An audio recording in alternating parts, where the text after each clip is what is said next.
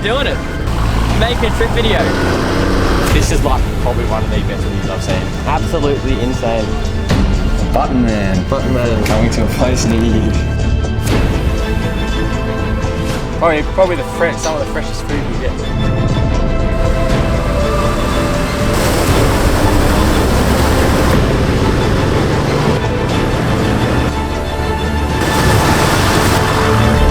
Well, this is probably the deepest river crossing I'm going to take the 83.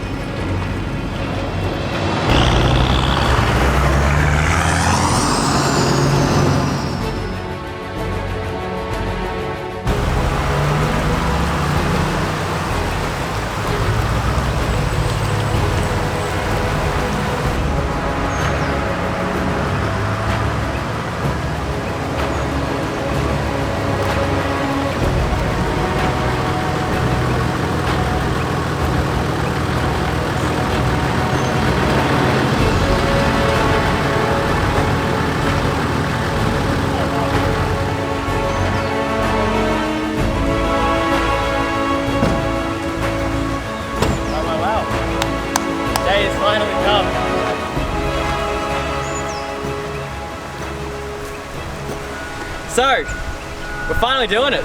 We're making a trip video. We got the patrol and the Land Cruiser here today. We're heading into the high country. We're just outside Mansfield actually right now. We're just up by the Delatite River here.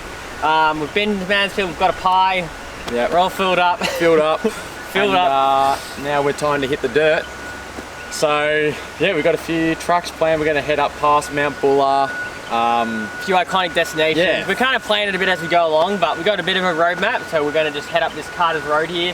Head in here a couple Ks and we'll air down and start getting into the tracks pretty much. So looking forward to it. Some high country fun. Get forward driving. So yep, this is our first Aussie Arvos trip video, so please let me know in the comments guys, what do you like about it most? Give us a like, get subscribed. This took a lot of time to make and produce, so yeah, all the support means the world. You guys are the best, and here you go. Aussie Arvos on tour. What are we doing, Liam? Airing down. So we've just arrived at the number 3 track. So we're going to air down now, get them off road pressures, get down to around that 20 PSI mark. Let's get started. What are you going down to, Liam? Like, yeah, 18 front, 20 rear. Yeah. Alright, so we've just aired down. We're about to head up this number 3 track. Got the tyres dropped, yeah, and good to go. Let's do it. Turning off Carter's Road onto number 3 track, we will climb up to 1500 meters to the top of Mount number 3. It's a fairly slow going track with a lot of tight hairpins, and you'll slowly see the landscape change as you rise in altitude. And I'm keen to test out the patrol this trip. I got a few new goodies inside the canopy for the camping setup, so I'll be keen to see how it all goes. As we reach higher elevation, the landscape changed to an alpine environment with very rocky terrain and tight tracks. Mount number 3 is located very much on the edge of the alpine region. It is located within the Mansfield State Forest and would be our entry into the deeper regions of the Victorian High Country.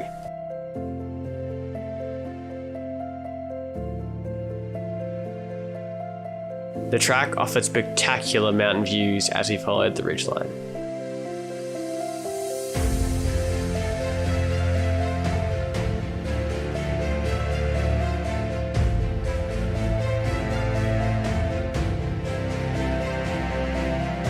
It's absolutely spectacular, the landscape here. You're on the number 3 track, you're kind of driving along a reach, and you could just stop and take a photo at nearly every point. It's really really pretty track. But unfortunately, we got to keep on trucking. We got to make it a Pineapple Flat tonight, so we're still a little bit way to go. So we'll get stuck into it, cover some more kilometers, and get to camp. What have we found, Liam? A baby echidna. He's on the side of the road now. He's dug himself in. Oh. I'm really tempted to touch it, but I think that's a bad idea. Number 3 refuge hut. Check it out. Looks like a fairly new one. Yeah. Remember to wipe your feet. Yes. Oh wow. Fire. Yeah. Food supplies. It's actually been used somewhat recently. Some beans. Definitely could survive. Yeah, pretty well. Sleep tight from Uncle Buttons. Sleep tight, Uncle Buttons. Nice. So number 3 hut. Very nice. Very livable. Yeah, it's definitely a good refuge for anyone stuck out in the blizzard. Definitely. So and they're very well kept. Yeah. Oh, very well kept. yeah, they are, which is good. And an awesome little front yard. Awesome. Yep, let's keep going. Yep, keep on tracking. We continued along number 3 track as we headed towards Pineapple Flat.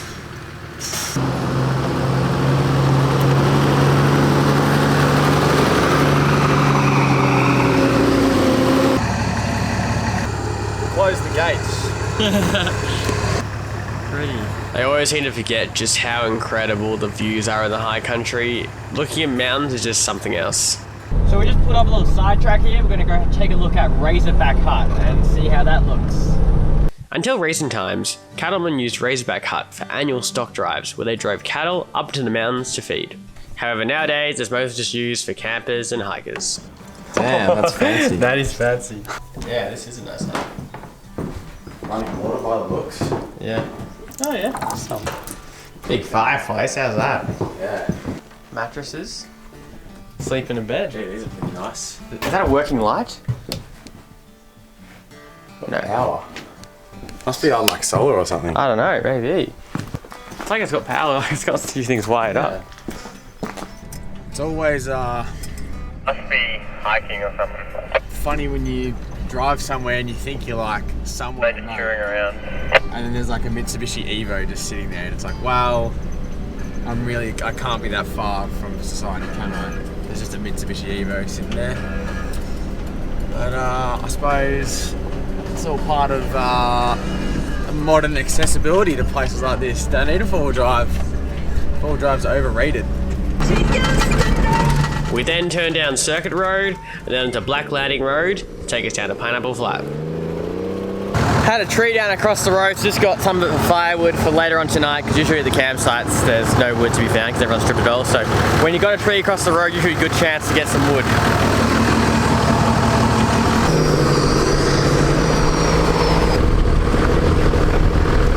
So here we are at Pineapple Flat, but to get across you need to cross over the King River. So it's pretty low at the moment because we are in the summertime, so should be no worries.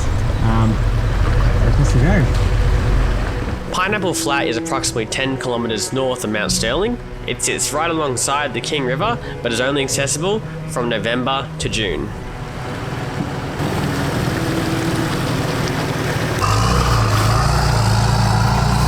The crossing itself is very tame.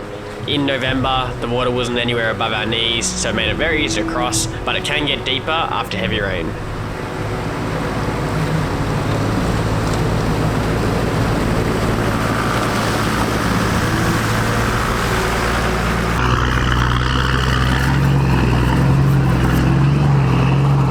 Alright, so we found a spot, finally. It's hard to pick a spot. You gotta make sure the cars are level, the awnings will set up right.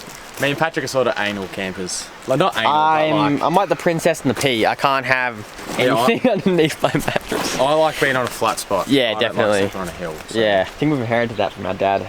Yeah, that's it. Anyway, look at the river right here. absolutely beautiful spot. So we're pretty close to where you drive straight across. Liam reckons he saw a trap before. Yeah, oh well, the one literally just jumped us there. So we brought the rods, so tonight's definitely gonna have some fishing involved. We've got some good food on the menu. It's gonna be a good night, so we'll get setting up our swag, setting up our awnings, and yeah, bunker down. Score a drink from Liam's fridge. You can pinch on my beers, Graham. Just sitting on the river, you could see the fish swimming around.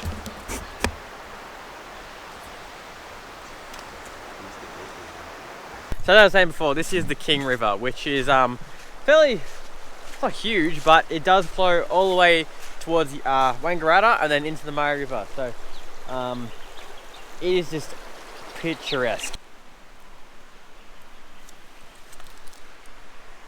So as you can see, they do warn about falling trees, so that's one thing.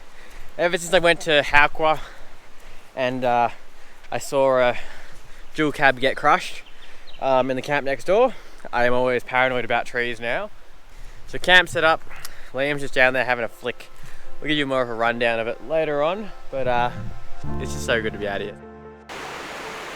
We spent the afternoon fishing on the King River and then got the fire going, ready to make some dinner.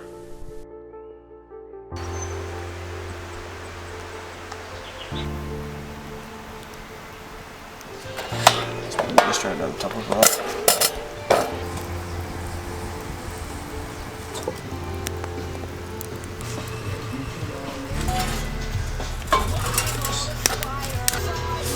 That's because it's near the bottom. Oh, it actually is mashing. Yeah, it's getting good.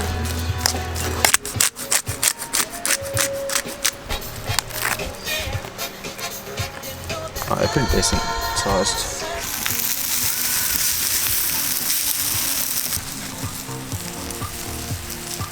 So if you haven't worked it out already, we're making palmers. Oh wow, they're looking good. Actually look good on. Alright, where's your pan? Just there. So I've used a pan to sort of create an oven on top of the hot plate to melt that cheese and ham.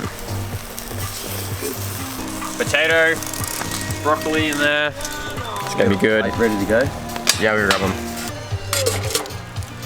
Not bad. Pretty good if you ask me. Oh, that's the wrong knife. I reckon. All cooked on the fire too. Wouldn't have it any other way.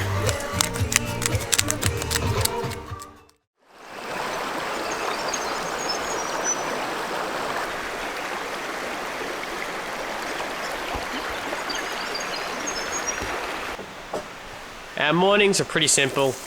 Breakfast, fishing, pack up, and start up.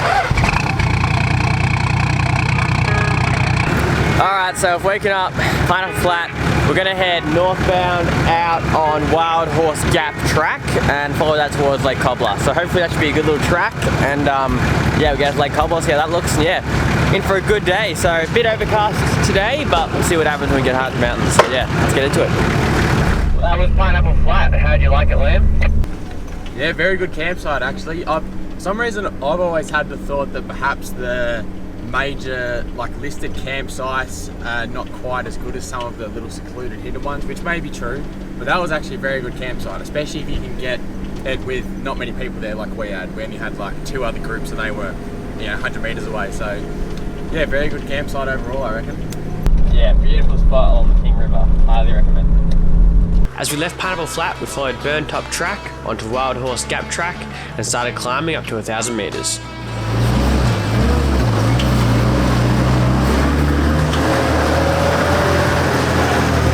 After putting all these fresh mods on my 80, I was pretty keen to see how it performed off-road. I reckon it was weighing in at about 3.1 tons, so it was pretty heavy after all the mods I put on, so I was interested to see how the suspension was going to hold up and how the tyres would go at this lower PSI. And just as we reached the top of the climb, we started going back down straight away, and it was pretty rough and rocky on the way down.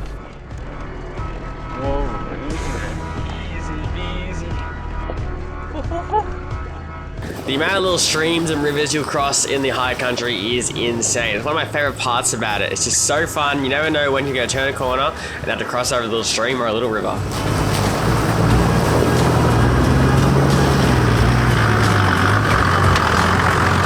We We approach the Rose River, which will be our first water crossing of the day.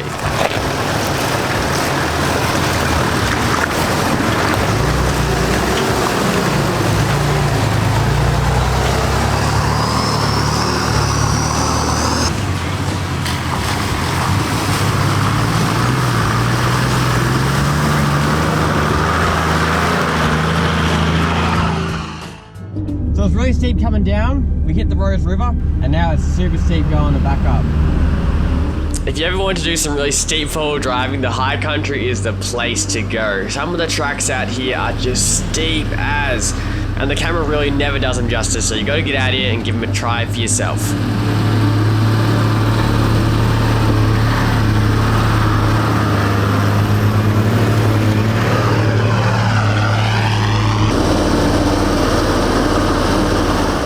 Series was going so well. To have a four-wheel coiled four-wheel drive up here is just a godsend. There's no wheel lifts, you just flex over everything, as you'll see here.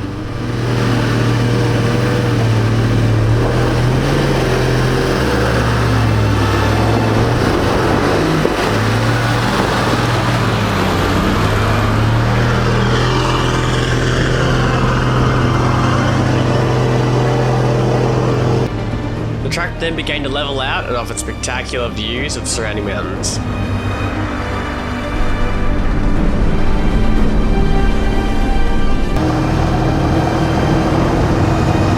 Alright, so we just finished up on Wild Horse Gap track. What do you think? Pretty good. I reckon there's probably more steep stuff going North to south. Yeah, north to south. I'd say we came south to north obviously, but yeah, if you want a bit more steep stuff, a bit more challenging stuff, go north to south because there was some decent stuff, especially near that Rose River, wasn't there? Yeah, pretty much, yeah. So at Rose River, that's obviously sort of like the turning point, the lowest point. So going back, north to south, once you go past Rose River, then there's a fair bit of like decent steep stuff going back the other way that we came down. Yeah, but no, it was good. So now we're on this Lake Cobbler road, which is pretty much just a made road. So we're going to now follow this to Lake Cobbler and we'll go have some lunch.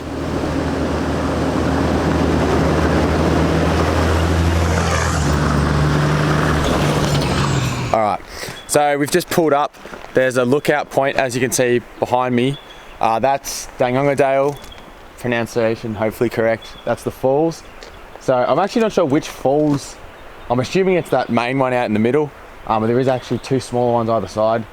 And yeah, awesome spot for a lookout. There is a walking track to the top, but I've been told this is actually better than the walking track because you get to see it in all its glory. So yeah, awesome lookout. Really cool falls and cool to see. Well, we got to cross over the Dandongadale River just earlier, so it's cool to see what it sort of turns into. But yeah, I think Paddy's going to send the drone out for a few shots and yeah.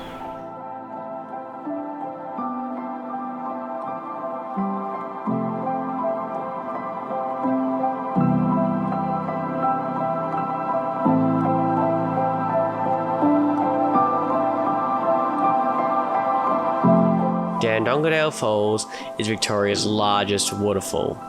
It has a 255 metre sheer drop that tumbles off the Cobbler Plateau.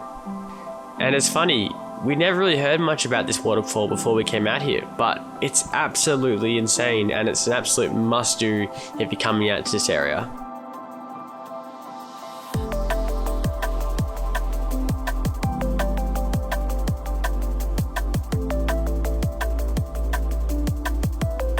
And there's also waterfalls surrounding it, with this amazing waterfall which falls into 3 separate ponds. And I tell you what, the Victorian high country has it all.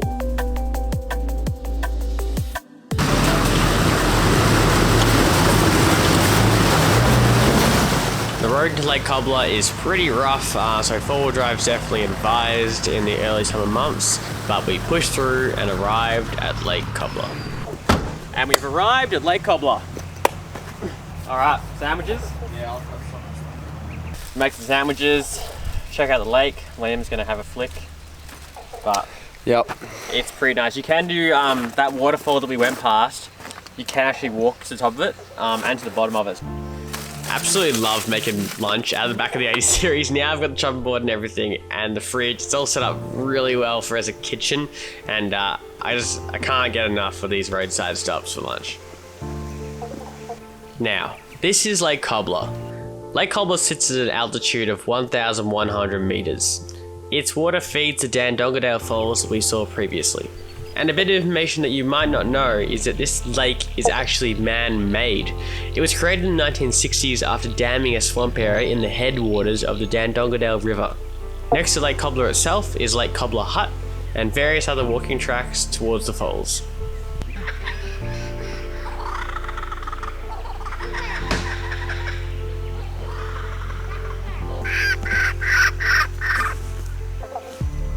We actually found a baby kookaburra that had fallen out of its nest, obviously, on a windy night, and unfortunately it had its dead brother or sister next to it, so its odds for surviving tonight were pretty slim. But we did see the mother lurking around, so hopefully she can come back and help get this poor guy through the night. Liam and I decided to walk out to Dandongadale Falls, and I'm so glad we did because it was absolutely incredible.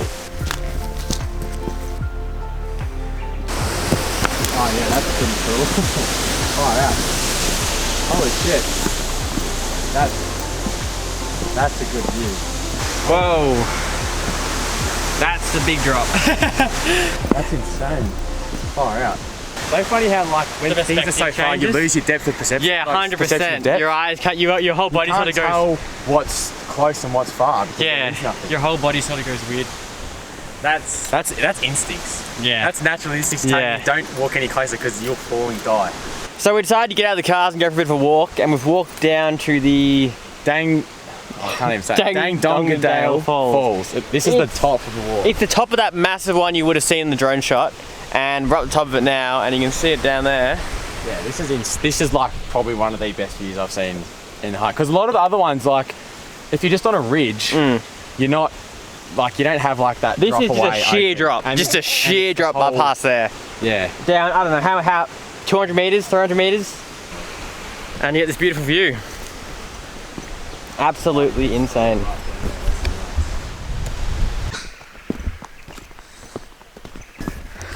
So if you go to Lake Cobbler, definitely do the walk. Well worth it. He's lost clothes. Maybe you can ban it. I'm not carrying him back up to the nest. So we've hopped onto Lake Cobbler track, heading southbound, and we're heading to King Hut. So the road's pretty easy going so far, so it shouldn't be any issue. And hopefully we'll be there in half an hour or so.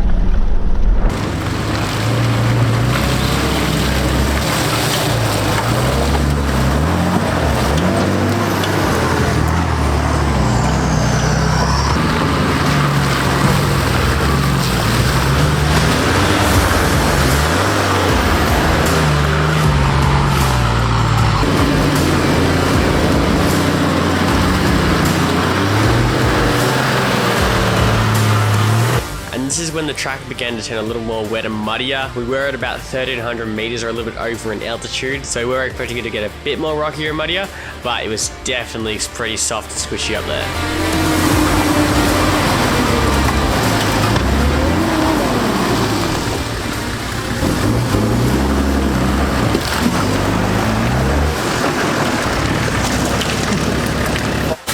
That is like Muddy.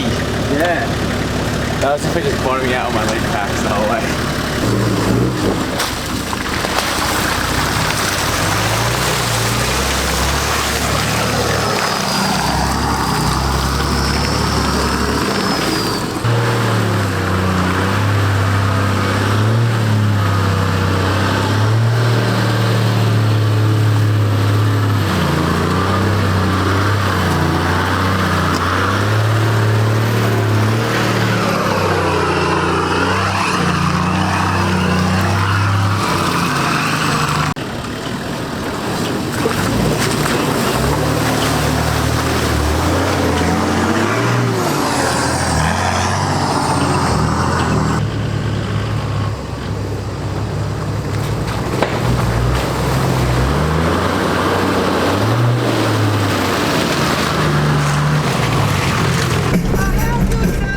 We finished Little Cobbler track and then turned on the Speculation Road to head towards King Hut.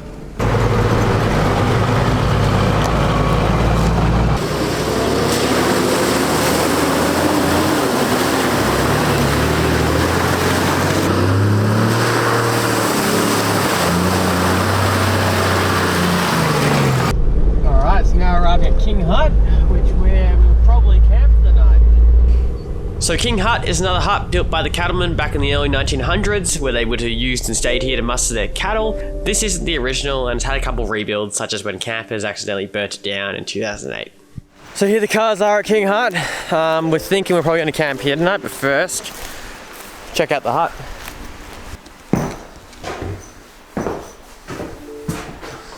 Oh yeah.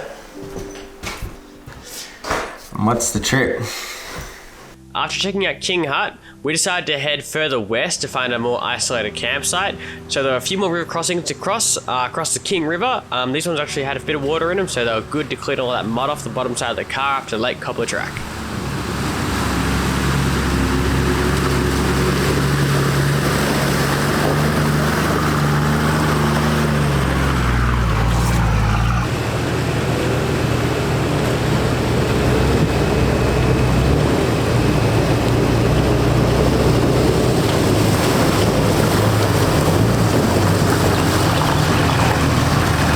This King Basin road that we're on currently is actually really great because you cross the King River several times on your way through this road.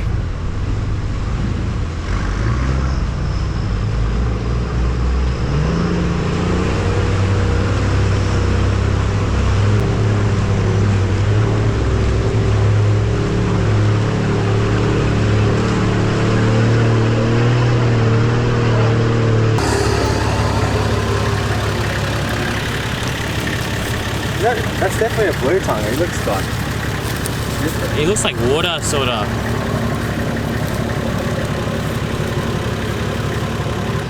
Eventually we chose a campsite which was right on the King River. Beautiful spot all to ourselves.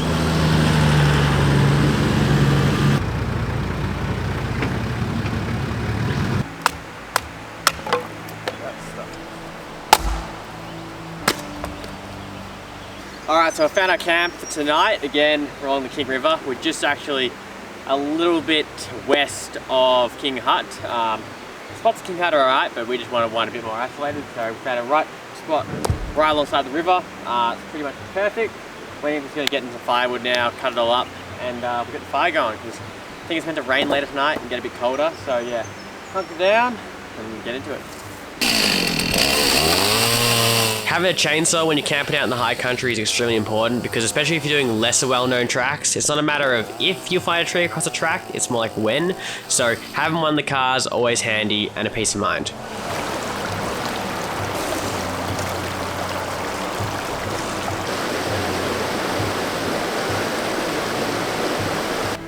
We began to set up camp and roll out our awnings because we were expecting to have a bit of rain later that night. Now camping in the rain is definitely doable, and actually I've been doing a lot of it of late, but you do want to have a good shelter and you feel prepared for some wet weather. Liam's caught a fish. Liam has caught a fish. He's in a bit of pain, this one.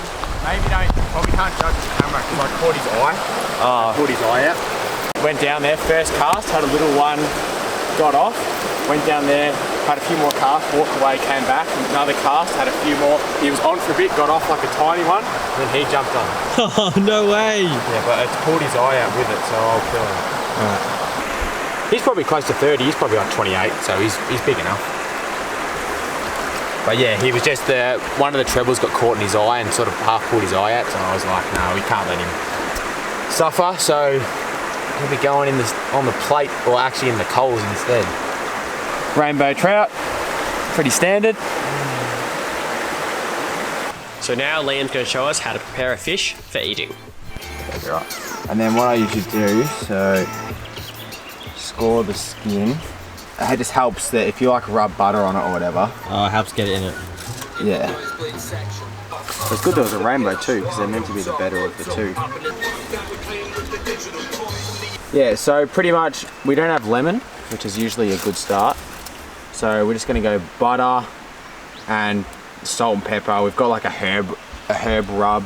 You want to taste the fish anyway, so salt and pepper is usually just good. You can sort of force a bit of butter in there. There we go. And then let's go over the top with that stuff. Salt's good. Pepper's good.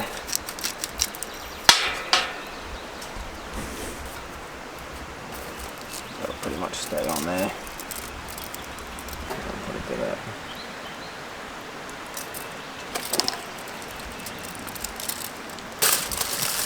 I'm going to put up pretty well like this anyway. So what was that, about 2 layers of foil? By the time I rolled it, it's probably a bit more, but all it really means is that the more foil you have, the longer it'll take to cook, because it's just got to heat up on the inside. But it's just good preventative, because if you're, you know, putting shovels and shit over it, you know, the few extra layers might help you prevent piercing it, and then, you know, getting like ash and stuff in there, which you don't want. So that's pretty well sealed, and then I'll just quickly make a little pocket for it, and it won't need long. This fire's got real good coals, so it'll take literally like 10 minutes, I reckon. So I'd literally just be going, put the folded side up, like so, and then I'll get some like coals around this side. And then we wait. Not bad, catch and cook.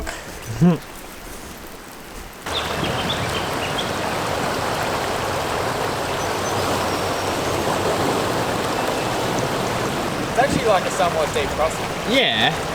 It's the sort of depth you could do without a snorkel, but it'd just be how you go. I don't know, because most guards are sucking from the arch. Oh, there's more coming. We haven't. This is the first cars we've seen in probably since we've set up here. It is a Tuesday, that's probably why. But oh, the nav doesn't have a snorkel.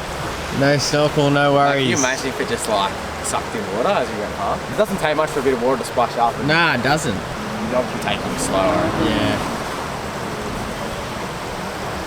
If you go slow, it doesn't pick up as much. It's a new one too. Yeah, MP300, yeah. Yeah, it's still pretty ballsy without a snorkel. Yeah. So how long's it been, Liam? It's been like 10 minutes, but these are pretty hot coals, so I don't expect it to take much, but worst case scenario, we can always put it back in. I'd rather it be undercooked than burnt. I reckon it's probably cooked. Head is left to chat. So, I don't know if you want to have a look close up, but you pretty much, with fish it's pretty easy. Just looking for a white meat, which it is. And at that point, it's pretty much ready to eat. So just go at it with a fork, usually the go. Obviously there is bones, but if you can get yourself a bit of flesh, so nice. Yeah, tastes like fish. But no, obviously different to, I mean, trouts, like they're not, there's a reason you put all the herbs and things on with them, because on their own, like they're not a bad tasting fish, but they're not like, have their own distinct, intense flavour. So definitely good to mix with some things. Yeah, watch out for bones. Other than that, yeah, good. Other thing, obviously, you can take the spine out, which makes it a bit easy to eat. There might still be some residual bones, but get rid of that, and then you're pretty much good to go. That's pretty good. It can't taste bad. They don't have like a strong, like a lot of people don't like the seafood because they have such a strong flavour of the sea, whereas this is literally just like, it's just like meat. Obviously the herbs help, but like the fish, I reckon the fish, like, yeah, butter it's salt. not bad tasting fish. No, not at all. Probably some of the freshest food you'll get. Definitely. Literally was, I reckon within 15 minutes it was out of there and cooked. 15 minutes ago he was swimming around eating moths. Yeah, that's it. Now he's in my mouth. That's it. Exactly right. Hatch and cook. So we're just doing burgers, snags.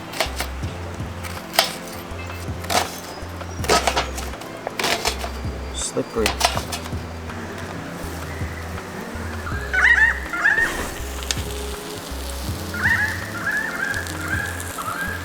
That one's a bit chunky. Camping during the week is where it's at, if you can. Definitely. No one else here. Like this joint will be flat out normally, I reckon. Oh yeah. Damn, high def. I can't wait to see all this footage put together. I really hope people like it, like. Hope they're like, oh, this is such like high. Should be good.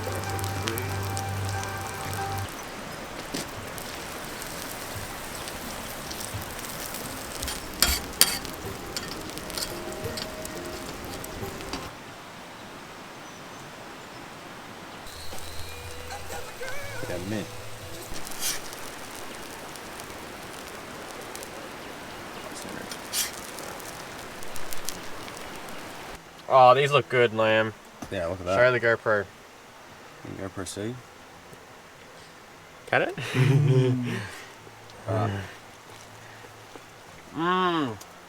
Wait a minute, what are you drawing with paper towel? Well, there's a story behind that. Get subscribed because next week the adventure continues as we head up to Craig's Hut, the bluff, and hit some of the deepest water any of us had crossed in our four-wheel drives thus far. Well, this is probably the deepest river crossing I'm going to take the 80 through. And we have a bonus video coming out mid this week showing our camping setups inside and out. So get subscribed because you don't want to miss any of this action, and remember, leave a like if you enjoyed this stuff and let us know in the comments, and we'll see you guys in the next episode.